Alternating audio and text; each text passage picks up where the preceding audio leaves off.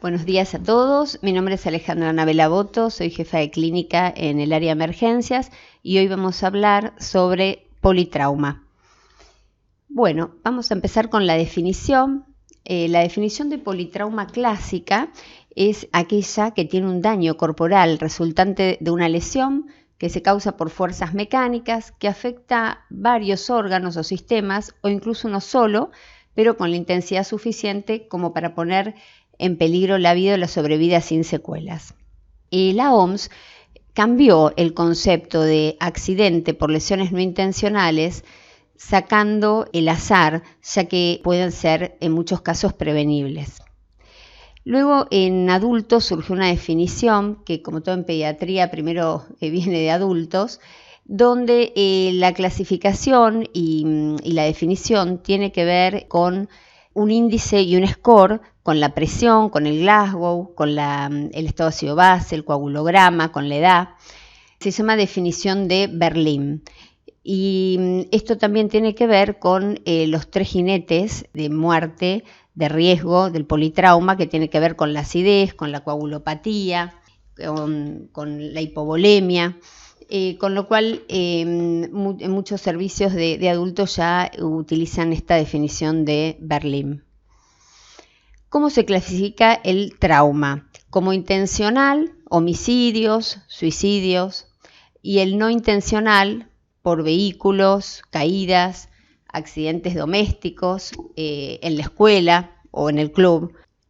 Un poco de estadística en Argentina. Tenemos que al año alrededor de 7.000 chicos o jóvenes mueren a causa de trauma.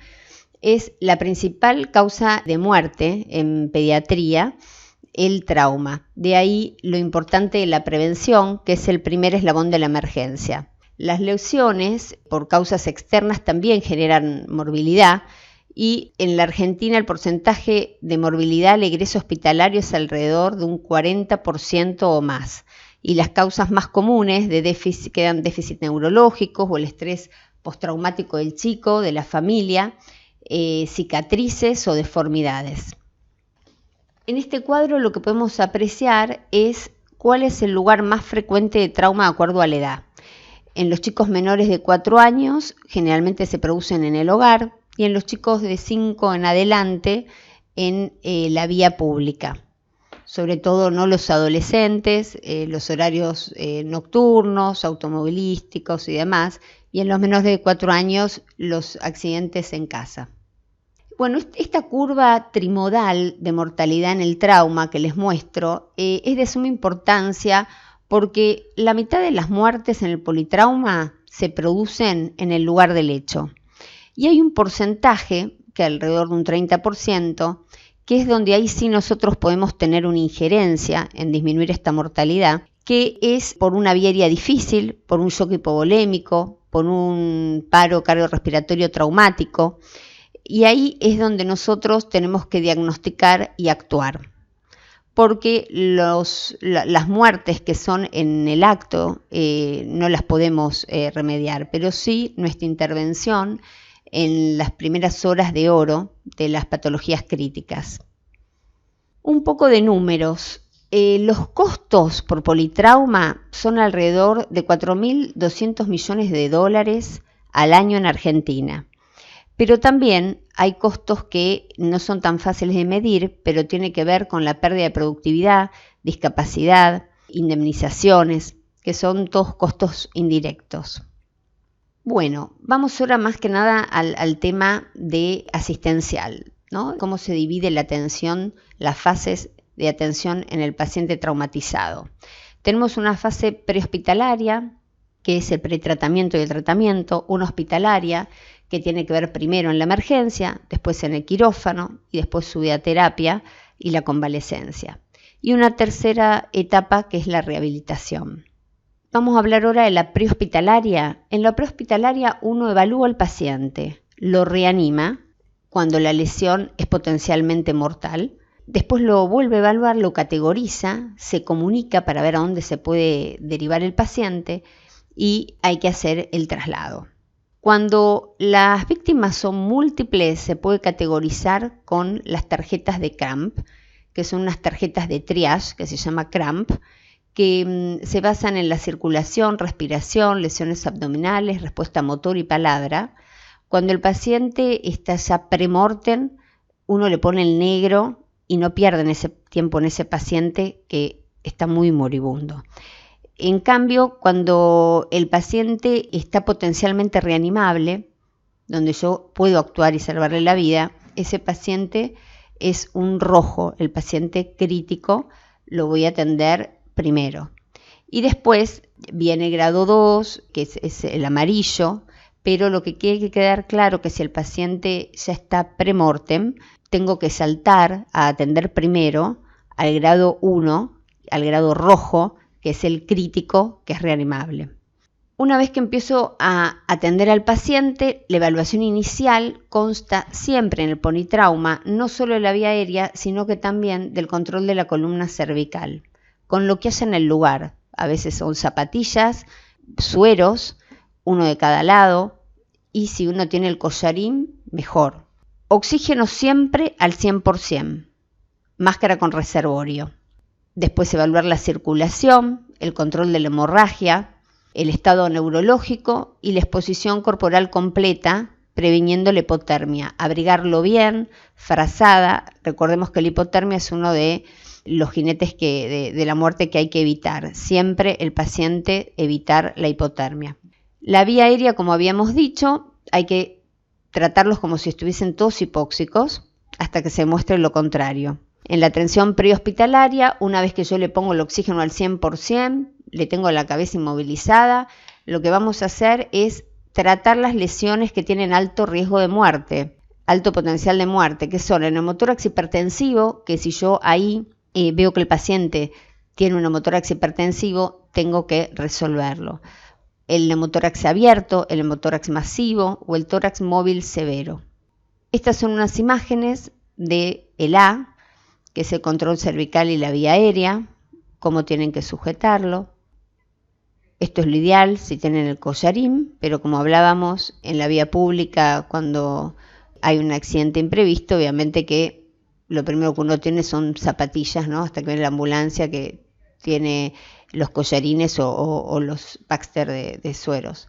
Controlar la vía aérea, que es lo más importante, y uno no pasa al B si no tiene, o al C si no tiene resuelto el A o el B. Yo no puedo controlar una hemorragia si el paciente está con un neumotórax hipertensivo que ya no está pudiendo respirar, no me puedo ir a lo circulatorio. Todo primero resolver el A y el B para pasar al C.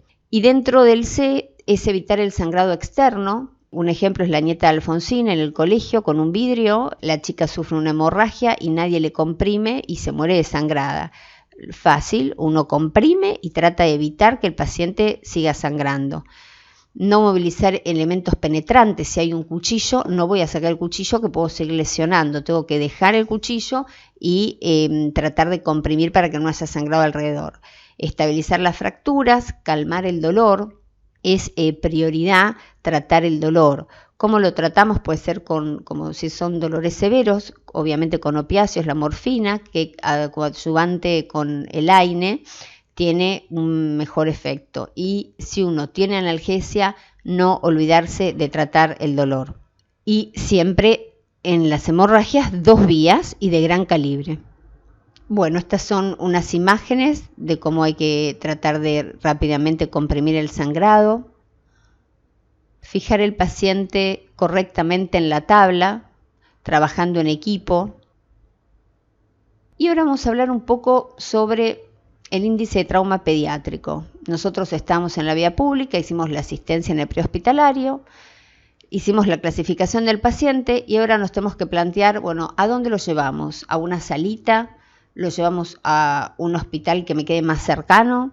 ¿O tengo que trasladarme a un hospital que me quede más lejos porque el más cercano no tiene la complejidad necesaria? ¿Y cómo saberlo?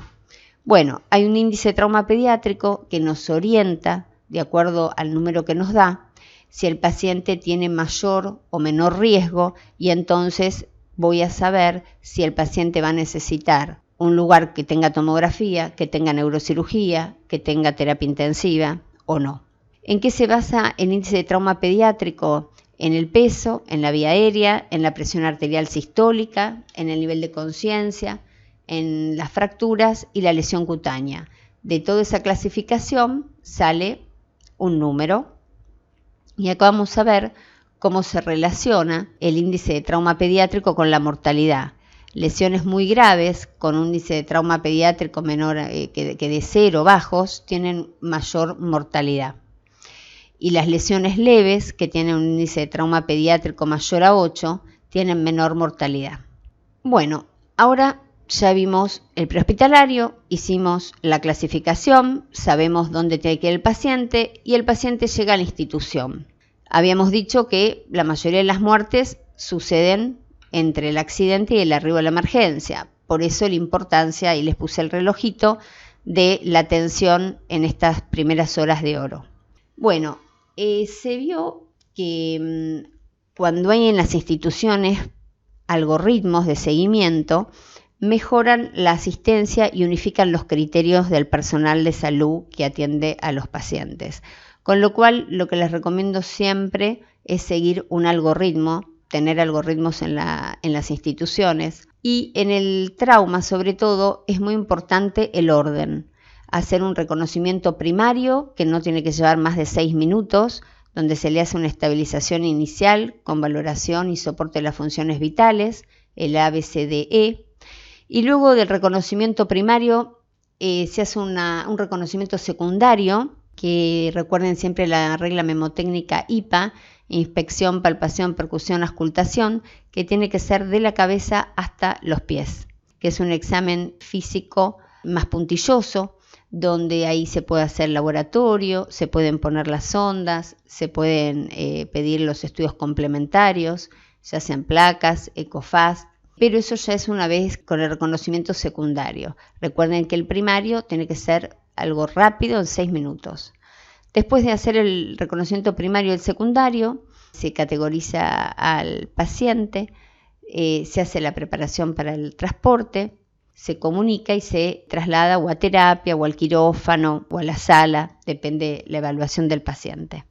Bien, este es el algoritmo que usamos acá en el Garraham, donde en los primeros 6 minutos hacemos el ABCDE, haciendo hincapié que si en el B encuentro alguna de estas lesiones con alto potencial de muerte, como el neumotórax hipertensivo, el neumotórax abierto, el neumotórax masivo, el tórax inestable, la contusión pulmonar o el taponamiento cardíaco, tengo que resolverlo antes de avanzar, porque le tengo que salvar la vida al paciente en esa primera atención. Si no, me voy a encontrar después en tomografía con el paciente con la tomografía hecha, pero sin paciente. Con lo cual, antes de traslado, antes el paciente tiene que estar estable. Y tengo que resolver y no puedo dejar pasar estas lesiones con alto riesgo de muerte que acabamos de mencionar. Bien. Empezando por el A, como dijimos, de nuevo, una vez que estamos en el hospital atendiendo, hacemos el control cervical y de la vía aérea con las maniobras elementales, se aspira, si hay algún diente, si el paciente justo estaba comiendo, secreciones, se aspira con una K9 algo ancho, desplazamiento anterior del maxilar inferior, se pone el oxígeno, como dijimos, con máscara con reservorio al 100%. Si hace falta maniobras avanzadas de intubación, también puede ser máscara laringea, o si hace falta una punción cricotiroidea o la cricotiroidiotomía. Recordando siempre que tengo que manejar la vía aérea, pero a diferencia del resto de las patologías críticas, en este hago el ABCD, pero con control cervical. Como habíamos dicho, esta es la máscara laringea. Los que no lo conocen se las presento. Es una máscara que al médico que no está entrenado en intubar le permite asegurarse la vía aérea y no requiere tanto entrenamiento y destreza como la intubación. En el B, la ventilación, como ya dijimos, 3 veces lo menciono, pero porque justamente es donde nosotros tenemos que hacer mucho hincapié y no dejar de diagnosticarlas. Las lesiones de riesgo inminente de muerte. Como lo dijimos, la obstrucción aguda de vía aérea, el neumotórax hipertensivo, el neumotórax abierto, el neumotórax masivo y el tórax inestable o la ruptura bronquial. Bien, vamos a ver unas imágenes. Esta es de un neumotórax hipertensivo y acá lo tengo que drenar en el segundo espacio intercostal, línea media clavicular, por arriba del borde, como verán, superior de la costilla, porque abajo justo pasa el paquete vasculonervioso. En esta evaluación primaria, estos 6 minutos, yo le pongo la aguja, después saco la aguja, dejo que eso drene y en la segunda evaluación, ahí sí le pongo el drenaje y demás. Pero ahora le tengo que salvar la vida al paciente. Y después quiero mostrarle una placa de un hemotórax, donde ahí el drenaje se hace en el quinto espacio intercostal, línea media axilar. Bien, esta es una placa de un tórax inestable y de un neumotórax abierto, que se define como neumotórax abierto al que se produce una herida en la pared torácica que el diámetro es superior a 2/3 del diámetro de la tráquea. ¿Y cómo lo resuelvo? Tengo que tratar de cubrir de los 4 lados 3. ¿Para qué? Para que en la inspiración el paciente no pueda seguir metiendo aire y en la expiración sí lo largue y así la lesión no empeora. Una vez resuelto el B, ahí sí paso al C.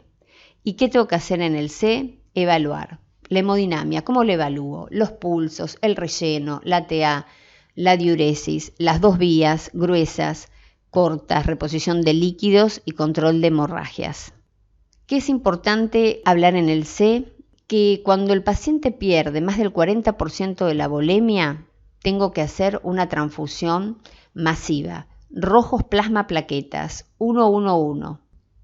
Y ahora algo nuevo, que son unos estudios como el ROTEM, que es de coagulación, que se ve qué es el componente sanguíneo que falta en la coagulación y se le transfunde justo ese que le falta. Si lo tienen, perfecto. Pero bueno, esto no todas las instituciones lo tienen.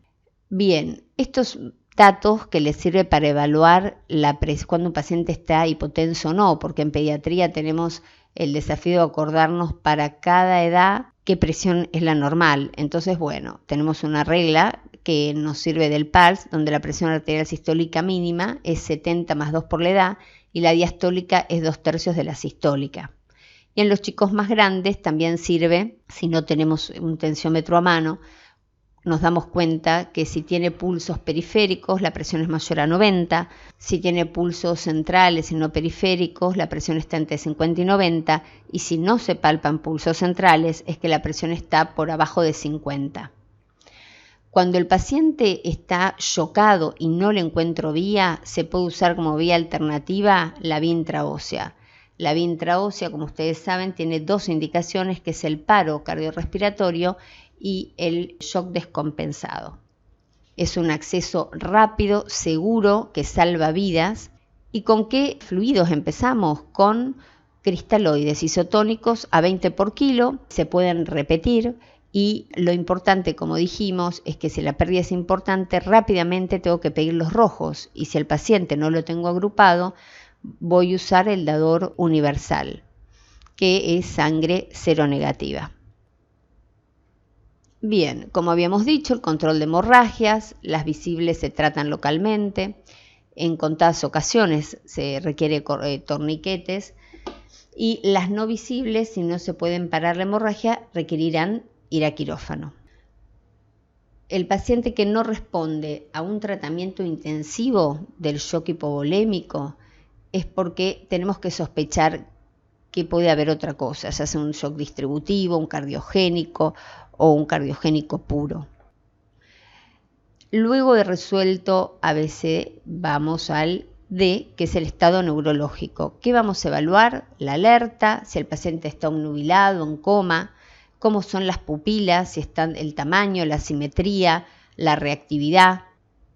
Y tenemos una regla memoctécnica que es el ABPU, ¿sí? Alerta, si responde a órdenes verbales, si responde a estímulos dolorosos o si el paciente no responde. El Glasgow también nos ayuda, que sabemos que si el Glasgow es menor a 9, el paciente va a requerir una intubación, ¿no? Una ventilación asistida. Bien, tenemos que tener siempre en cuenta en el politrauma la tríada de Cushing. Si vemos que el paciente está con la frecuencia cardíaca baja, la presión arterial alta o tiene un patrón respiratorio irregular, tenemos que pensar que el paciente puede estar haciendo signos de hipertensión endocraniana.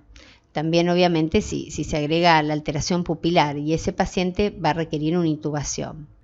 La familia tiene que estar al lado del paciente y alguien explicándole paso a paso lo que se va haciendo, ¿sí? En pediatría es importante la contención del paciente, el papá al lado, acariciándolo, hablándole, pero obviamente que también, así como uno se dedica al paciente, alguien tiene que estar para ir explicándole al padre todo lo que se le va haciendo al niño. Bien. Como hablamos recién, seguimos en el algoritmo, vimos la evaluación primaria y después de cumplir esos 6 minutos de la evaluación primaria, vamos a la evaluación secundaria que habíamos hablado, el IPA, inspección, palpación, percusión, auscultación, desde la cabeza a los pies, palpar si hay enfisema, si hay pérdida de sangre o líquido cefalorraquídeo por algún orificio, y desde la cabeza hasta los pies dando vuelta al paciente, porque a veces atrás tiene una lesión sangrante y uno como no lo da vuelta no lo ve. Y en esta fase sí, que es la secundaria, hay que ir a los exámenes complementarios. Son exámenes de laboratorio, donde obviamente que si el paciente necesita transfusión va a haber que agruparlo, sacar un hemograma para ver cuánto cayó la hemoglobina, un coagulograma, un gas para ver la acidez, que hay que combatirla, tanto la coagulopatía como la acidez, una glucemia, un ionograma, una función renal. Y también se puede evaluar, sobre todo los pacientes con caída de bicicleta, la función pancreática, la función hepática, enzimas cardíacas, musculares, también en las electrocuciones, una orina completa. ¿Cuáles son las imágenes, el par radiológico del politrauma? Son la columna cervical, frente y perfil y la placa de tórax. La de pelvis, si en la maniobra del líbero tiene dolor, se agrega. Si la verdad no tiene movimiento, no tiene dolor al movimiento de la pelvis, se podría hacer la de columna y la de tórax. Está también el ecofaz, que es una ecografía que se puede hacer al pie de la cama, que sirve para evaluar sobre todo los traumas abdominales cerrados, el paciente hipotenso que no responde. Se puede también un taponamiento cardíaco, permite el diagnóstico también una lesión torácica cerrada, permite evaluar al pie de la cama la presencia de líquido.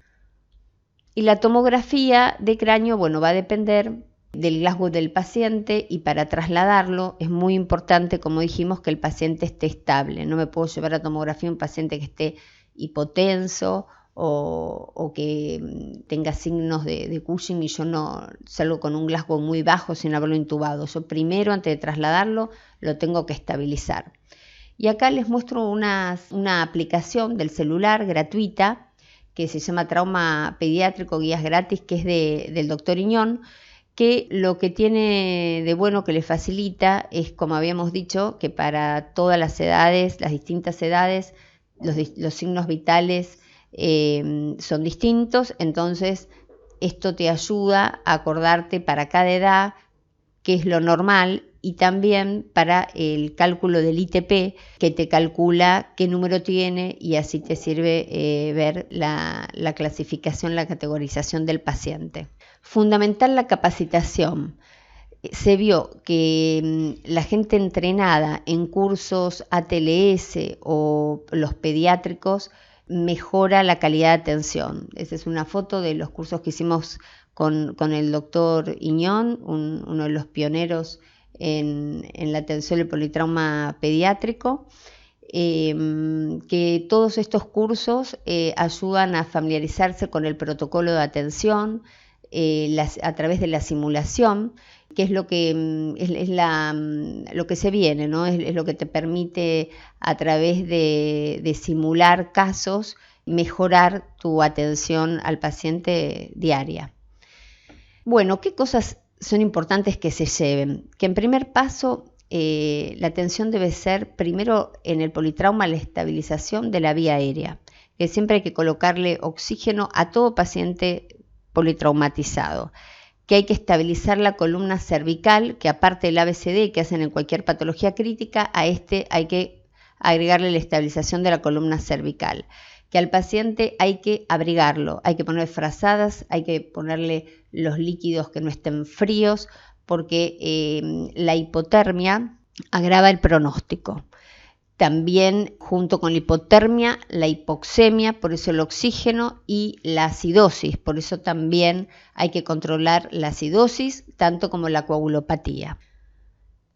Que hay que trabajar más en los distintos niveles de prevención para que el trauma deje de ser una enfermedad negada de la sociedad moderna.